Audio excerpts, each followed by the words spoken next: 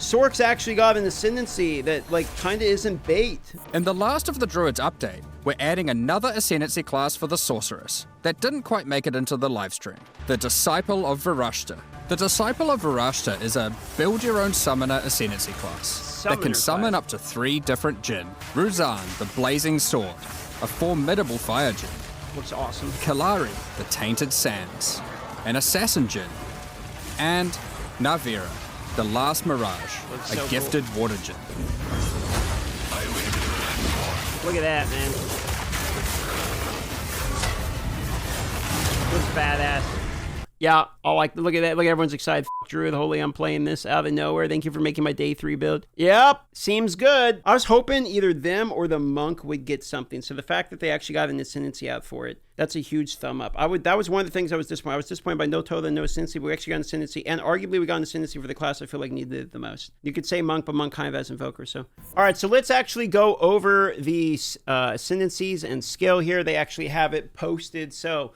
What do we have here? Starting with the Blazing Sword. Summons Razan, an invulnerable Flame Djinn minion, to do your bidding. Emerges to strike enemies with his great sword whenever you use a damaging skill and casts devastating fire spells when commanded to do so. So he does 10% more damage for each damaging skill you've used recently. Attacks with the Zealotry when you use a damaging skill with a 4-second cooldown.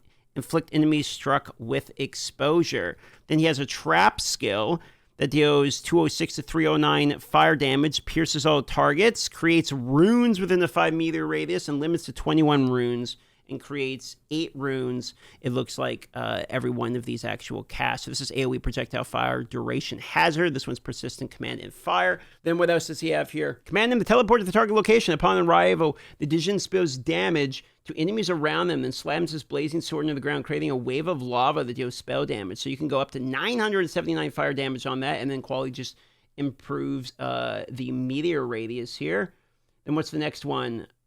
Command him to do 2 volleys of flaming embers and fire them forward. The embers explode on impact, dealing spell damage.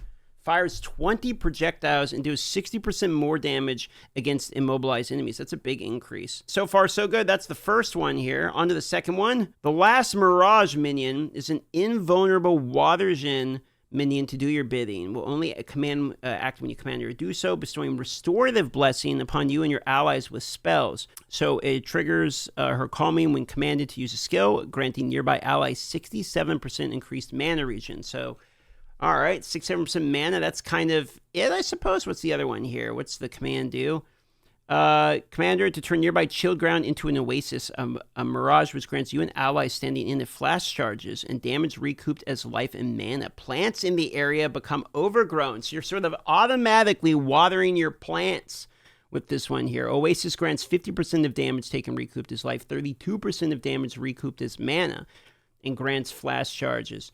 Then the Well, buff duration 6 seconds, commanded to bolster your energy shield, causing it to begin recharging immediately, and grants you increased energy shield recharge rate for a duration. Grants 49% increased energy shield recharge rate, and the quality just improves that. Then the final one here, commander to fracture all nearby area of chilled ground that have enemies standing in, doing high spell damage with extreme freeze potential. Good lord, 3488 is the code damage here. It shows enemies as though dealing 200% more damage, 200% more freeze buildup, and fractures chilled ground within 6 meters. And the quality here, it showed enemies as though dealing up to 40% more damage and 40% more freeze buildup. And then the third one here, let's see, harness the power to passively consume corpses in your presence, causing corpse beetle minions to burst forth. The beetles passively follow you until commanded. On your command, they rush the target and explode.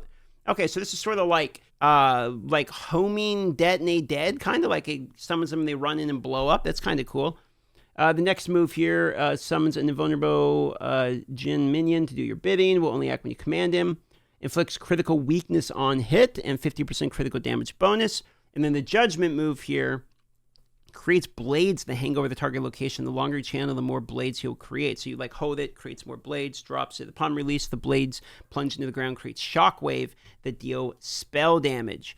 And this is up to 9, deals 640 to 959 damage, 100% more stun buildup. Shockwave length is 3.5 meters and inflicts 4 additional critical weakness, 25% more area of effect per stage, and 125% more damage with hits for each stage, maximum of 4 stages. So you can get 500% more damage with hits there. It's actually like kind of nutty. Inflicts 0 to 2 additional critical weakness on hit as the quality. And then the last one here, command Kelari to create a blast at the target location that deals spell damage and leave behind the clone that persists for a short duration. This skill can store multiple charges, and using it again while a clone from a previous use is still alive causes that clone to explode, dealing even more damage. That's up to 1,114 damage and 50% more damage for each previous time the skill has been used consecutively. Actually seems like pretty good damage there. What's the next one posted here? The last but not least, we get to see the other nodes. Minus 1 second to base energy shield at recharge delay, 40% more recharge rate and low ES, so a little bit of help to the recharge there. Sacred Ritual, 60% of your current energy shield is added to your armor for determining your physical damage reduction from armor. Okay, so it's just straight up converting, like 60% of your current ES is added to your armor for determining your physical damage. So you're just getting like straight up armor by stacking ES. Holy, I mean, that seems like pretty good, dude. 100% of elemental damage is taken from mana before life, and then you can equip a focus while wielding the staff. What?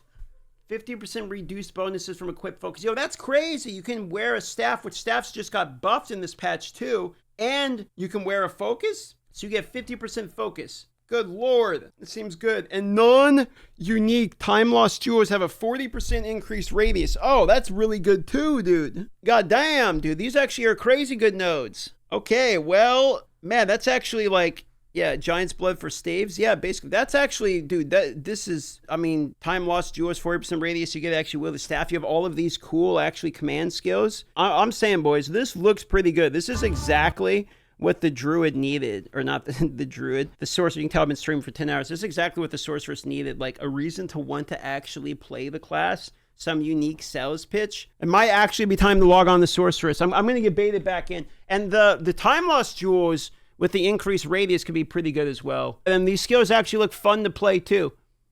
Like the flame, that shit right there. That shit looks awesome. Yeah, after druid, I think I'm playing this. So it's druid into this. That's the move 100%. Okay, I'm going to be doing 24-hour plus stream, and there will be drops, including paid 2 gifted subs drops and free ones. So I'm going to be on early, like probably like at least 5 hours early, so I can crank out some tips and tricks videos and stuff like that and kind of plan out the build a little bit more. I'm 100% playing druid on launch. We're doing the wyvern build.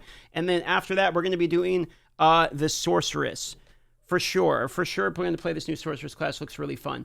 So I'll see you guys in the morning. I'm going to go get some immediate sleep, because I have to, because it's going to be a long-ass stream tomorrow. So I'll see you boys in like 9 hours, like 8 or 9 hours. I'll see you then, all right? Love you all. Thanks for being here. Big day tomorrow, long day tomorrow. Appreciate y'all being here. I'll see you in the morning.